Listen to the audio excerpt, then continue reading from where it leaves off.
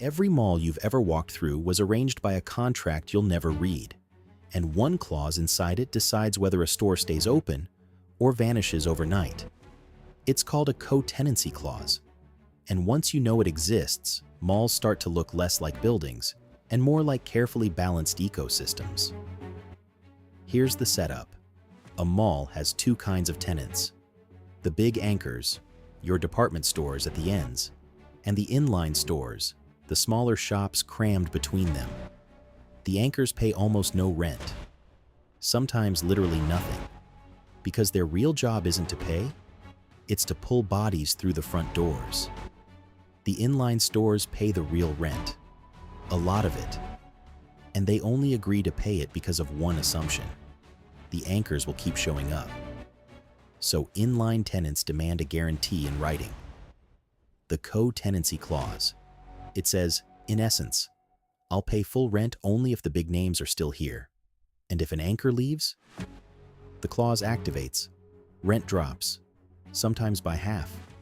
Sometimes the small tenant can just walk away from the lease entirely, which explains those slow, eerie mall deaths you've seen.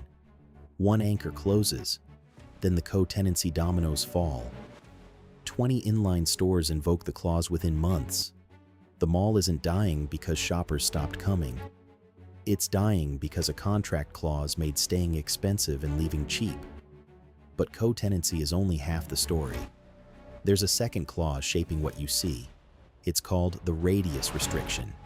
When a chain store signs a mall lease, the landlord often forbids them from opening another location within a certain distance. 3 miles, 5 miles, sometimes 10. The mall is protecting its foot traffic. If the same store opens across the street, the mall's draw evaporates. So radius clauses quietly determine where you can buy your favorite jeans, why one suburb has a brand and the next one over doesn't.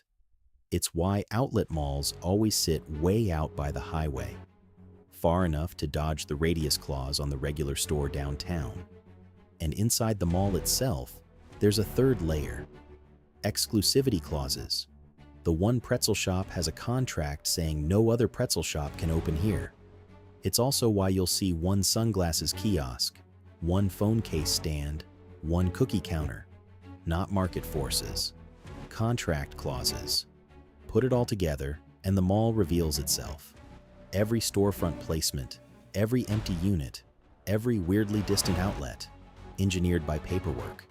You don't wander a mall, you walk a negotiated map.